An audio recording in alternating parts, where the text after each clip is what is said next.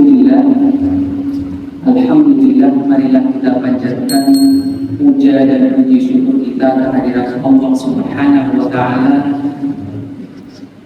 pada malam hari ini, yaitu tanggal 10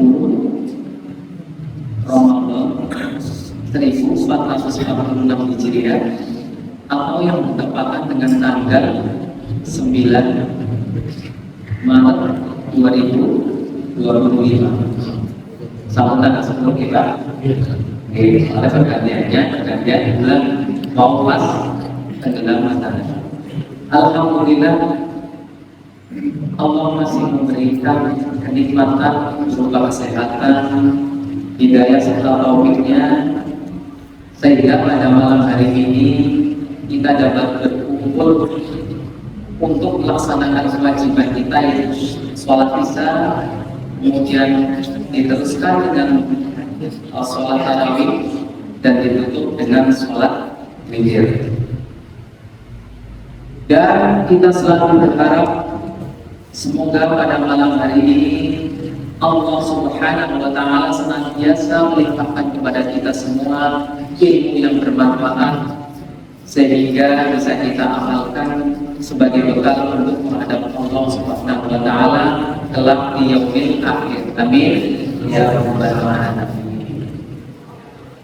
Kemudian shalawat serta salam semoga tetap tercurahkan kepada junjungan kita Nabi Muhammad sallallahu alaihi wasallam, istri-istri beliau, para sahabat beliau, sehingga sampai umatnya yang senantiasa mengikuti tuntunannya hingga yaumil akhir. Amin ya rabbal alamin. Pada malam hari ini insya Allah tidak banyak-banyak ya, kawan-kawan kesel sampun ngantuk sampun saya akan mengupas sebuah hadis. Hadis ini berisi tentang kesombongan. Tentang apa Pak? Baik, hadisnya akan saya bacakan karena hadis musalah di hadis. Bismillahirrahmanirrahim. An Abi Hurairah radhiyallahu anhu qala Rasulullah sallallahu alaihi wasallam la yadkhulul jannah man kana fi qalbihi misqalu habatin min khardalin min kibr. Ini hadis tentang apa Pak? Kesombongan.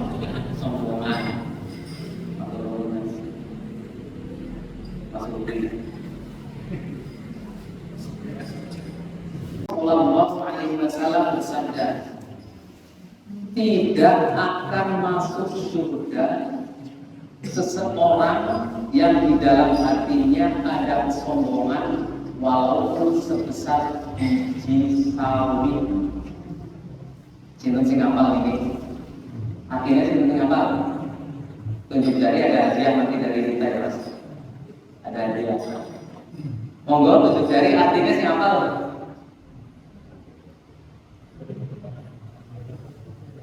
Artinya saja, kalau riwayatnya bisa disebutkan. Ada ibu-ibu? Saya ulangi sekali lagi.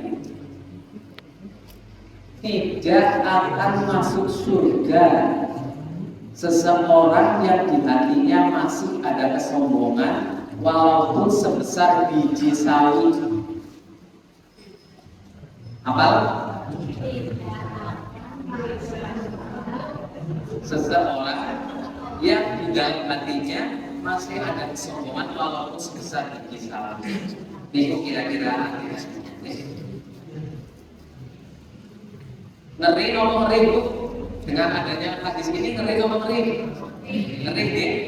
Jadi sinten kemawon sing tesih wonten rasa sombong di hatinya walaupun kecil sekali. Ribut kecil sekali dia. Itu tidak akan masuk surga. Gitu. Ngeri nomor ribu, Pak. Ngeri nomor sekali. Ngeri sekali. Bayangkan Pak. Dari hadis ini ada dua penafsiran. Ada berapa penafsiran itu? Pak?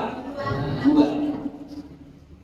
Ya, ini adalah penafsiran para ulama. Yang pertama, ulama itu menafsirkan bahwa kesombongan itu adalah kesombongan yang dimiliki oleh orang-orang kafir. Kesombongannya si tentu, Pak? Orang kafir. Nah, ini berarti efek surga. Ya. Karena penafsiran yang pertama mengatakan bahwa kesombongan ini adalah kesombongan yang dimiliki orang-orang kafir. Oke. Sebagaimana disebutkan dalam Al-Quran surat Al-Bayyinah ayat 6. Siapa yang hafal tuh cari ada hadiah. Al-Bayyinah ayat 6. Ayo.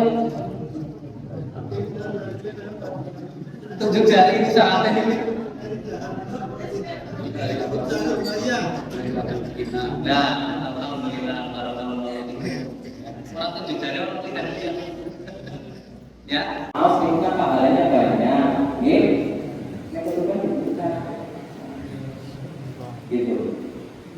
Penafsiran yang pertama adalah hampir sebagaimana disebutkan dalam surat Al-Bayyinah ayat 6. Tadi sudah saya bacakan. Ya.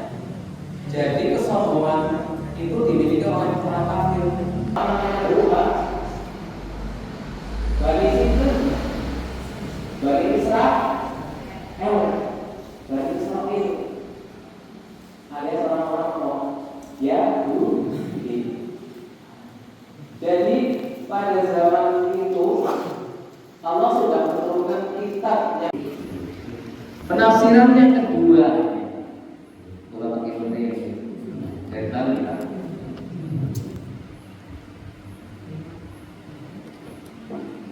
Belum ada tangan di aku. Ada nggak orang yang sudah bersyahadat kemudian masuk Islam, tetapi mereka mempunyai hati yang sombong? Ada nggak? Akeh kalau saya ini ketua takmir. Akeh ada apa akeh? Kudunya banyak-banyak istighfar. Ya. Terus kalau kamu mandi, ada nggak kira-kira orang yang sudah melaksanakan rutin melaksanakan sholat, kemudian zakat dan puasa, tapi mereka sombong? Ada nggak? Nanti akan menjawab anak kakak, masya Allah. Langka. Kalimantan nggak ada nih. Masuk surga sedoyo. Di luar Kalimantan berarti percaya pada sombong ya. Waktu kena di Baksaring. Ya. Terus yang terakhir, ada nggak orang yang setelah haji atau umroh mereka itu tambah sombong? Ada nggak? Ada nggak ini? Serius ini pertanyaan? Kemungkinan ada. Betul, kemungkinan ada. Hanya Allah yang tahu. Hanya Allah yang tahu. Allah Ta'ala bisawab. Ya. Allah Ta'ala bisawab. Hanya Allah yang tahu. Belum takut manis loh. Kira-kira orang yang sudah bersyahadat, kemudian sudah melaksanakan sholat, kemudian melaksanakan zakat, puasa dan haji, idealnya itu masuk surga atau neraka? Idealnya itu kudune kan di surga. Bener lagi, kancane yang kaca guru, kancane guru yang pengangguran gitu, kita guru, ya. Bener lah Pak Yono, ya Mas ya. Bener. Idealnya orang yang sudah bersyahadat dan sudah melaksanakan sholat, kemudian zakat, puasa dan haji, idealnya masuk surga. Idealnya kudune tambahkan ini Islam. Mau tak woni ngaco nih lagi orang jualannya stres di kudu. Ini loh, nggak mau ya. Idealnya orang yang sudah melaksanakan apa, mengucapkan syahadat, kemudian sholat, zakat, puasa dan haji, idealnya masuk surga. Tapi kenapa mereka bisa terjerumus ke dalam neraka? Karena ada kesombongan walaupun sebesar biji sawi seperti yang diriwayatkan tadi. Nah, ngeri nopo bukan? Ngeri banget. Ngeri banget itu. Jangan masya Allah. Lah orang apa? Anulis Islam, bis apa? Sholat, bis zakat, bis haji, benar apa silakan. Aja kayak gue.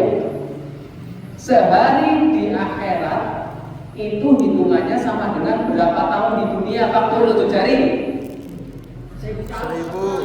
tunjuk jari orang Bali itu tahu 1000 tahun. Ini orang apa di sisa nama akhirat sehari sama dengan 1000 tahun dengan perhitungannya di dunia. Bahaya. Halo itu kemenangan. Jadi walaupun kita sudah melaksanakan atau taat, tapi masih ada kesombongan, walaupun sedikit itu tetap bisa tergelincir ke neraka. Padahal satu hari di akhirat sama dengan 1000 tahun di susah bu, payah ini kamu tergelincir. Maka dari itu, mari kita berusaha menghilangkan kesombongan dalam hati kita, terutama kesombongan yang hubungannya dengan amal atau ibadah makhluk, ibadah yang utama, ya. Mungkin dengan sholat kita, jangan sombong dengan zakat kita, jangan sombong dengan puasa kita, jangan sombong dengan haji dan umroh kita. Ibu, sanggup betul bu? Insya Allah. Nah, poin yang terakhir ini, setelah terlalu ibu-ibu itu, poin yang terakhir, kita tidak akan masuk surga karena kesombongan walaupun itu sebesar biji sawi. Terus kesombongan itu adalah suatu penyakit yang berada di mana ini? Di hati ini. Penyakit yang ada di hati. Penyakit yang berbahaya sekali. Nah, kalau timbulnya suatu penyakit itu biasanya kan ada bibit-bibit pemicunya. Kira-kira bibit-bibit penyakit kesombongan sih nopo. Bibit teh, ya, sebelum jadi kesombongan itu ada bibit-bibit yang seharusnya kita matikan sebelum terjadi penyakit yang namanya sombong itu. Coba bibitnya ngomong. Betul. Salah satunya merasa pintar, merasa sok jago. Dalam hal apa saja merasa sok suci. Ada lagi bibit-bibit yang lain yang sekarang itu seolah-olah sudah menjadi apa ya? Menjadi keumuman lah. Ya, itu yang namanya iya. Nomor bu? Iya sih nomor. Ya. Itu seolah menjadi bibit-bibit tumbuhnya suatu penyakit yang namanya sombong, ya, sombong dalam beramal. Misalnya siapa? Mas Yono masih kenal dulu ya. Misal ini dari belum tentu. Misalnya Mas Yono rajin banget sholat tahajud di luar Ramadan. Saking rajinnya, fungsi di zaman WA, zaman Facebook, zaman Instagram, bangun jam 2. Kemudian nyetatus, nah ini nyetatus 02:00 anak captionnya nangis soal anak tulisannya Alhamdulillah bisa bangun malam untuk melaksanakan sholat tahajud. Jangan mau nate ningali mboten? Mau nate ningali mboten status macam itu? Ada ya. Alhamdulillah, maksudku maksudnya apa ini? Nah, itu salah satu bibit-bibit iya yang bisa menimbulkan penyakit kesombongan, ria ya. Ria. Kita ketahui bahwa dalam beramal itu ada yang namanya keikhlasan. Ada yang namanya apa Bu? Keikhlasan. Dan keikhlasan itu harus dijaga dalam 3 tahapan. Dalam berapa tahapan? 3. Pertama, sebelum niat, ya, niatnya harus diluruskan lillahi ta'ala sebelum beramal ya. Kemudian ketika kita beramal harus dijaga juga keikhlasannya. Ya, keikhlasannya harus dijaga. Jaga keikhlasan saat beramal seperti ini. Ya misalnya Mas Yono lah. Mas Yono di sholat makene sholat enggak datang awal di masjid berarti sholat tahiyatul masjid. Untuk biasanya sholatnya kilat. Ya. Lagi oleh serakaman tiba-tiba Pak Bupati datang. Nang sampingnya waduh, yang Pak Bupati lah, sholatnya tergawe alom khusyuk, singkongnya sholatnya biasa, jadi alom dan khusyuk. Nah, kita kan biasanya. Nah, itu adalah bibit-bibit ria, betul itu, ya. Itu bibit-bibit ria. Jadi ini amalnya juga nung sewune bisa-bisa sudah berubah dari yang tadinya biasa ikhlas terus karena di sampingnya ada Pak Bupati jadi khusyuk banget atau gawe-gawe. Ini bahaya. Itu berarti harus dipelihara ketika kita beramal. Yang ketiga, tahapan ketiga, supaya amal kita itu terjaga keikhlasannya harus dijaga setelah beramal. Setelah beramal ini relatif ya. Bisa 1 tahun harus dijaga, bisa 10 tahun harus dijaga, bisa sepanjang hidup harus dijaga. Ya. Ada fenomena yang terjadi ini, ya. Misalnya Mas Yono, Mas Yono ya, itu sudah misal dan mudah-mudahan sudah umroh 10 tahun yang lalu misalnya ya, itu nyimpen HP. Karena kelingan ngomongannya Pak Heri kon aja di pamerna, kon aja di upload, akhirnya nggak di-upload selama 10 tahun. Tapi setan kan selalu membidik hati manusia supaya terjerumus ke dalam amal yang sia-sia nih, supaya tidak ikhlas. Anak namanya umroh mendewae, umroh Islam, jegrek, mau langsung di-upload deh, sing nembe umroh di-upload. Mas Yono akhirnya, wah langsung gak tau umroh dan akhirnya di-upload jebret status. Alhamdulillah saya sudah melaksanakan umroh 10 tahun yang lalu. Ini bahaya Bu, betul ini bahaya ya. Yang tadinya niatnya sudah ikhlas, pelaksanaan di Mekah mungkin sudah ikhlas, tidak menghapus status. Kemudian 10 tahun yang lalu setan membidik hati Mas Yono, di-upload, ayo di-upload, kan sudah umroh gitu. Akhirnya amalnya bisa sia-sia. Wallahu a'lam bishawab. Alhamdulillah ya. Itu bibit-bibit dari kesombongan. Nah, mudah-mudahan kita diberi kekuatan oleh Allah Subhanahu wa taala agar terhindar dari sifat kesombongan walaupun itu sedikit. Dan sedini mungkin mereduksi atau mengurangi bibit-bibit kesombongan yang namanya ria, ya, sok apa saja ya. Mudah-mudahan Allah memberikan kekuatan kepada kita dalam pola-pola kita. Kemudian mudah-mudahan kita bisa istiqomah selalu di jalan Allah, selalu beramar ma'ruf nahi munkar. Amin. Ya rabbal alamin. Mungkin itu saja ada yang bisa saya sampaikan, jika ada nilai kebenarannya itu semata-mata dari Allah Subhanahu wa Ta'ala, dan apabila ada kesalahannya itu semata-mata dari saya. Dan pada kesempatan yang baik ini di akhir rosiah, saya juga memohon maaf apabila dalam saya mengimami paling terakhir orang benar, dokter lalu suwe bacaannya kurang bagus, itulah kemampuan saya.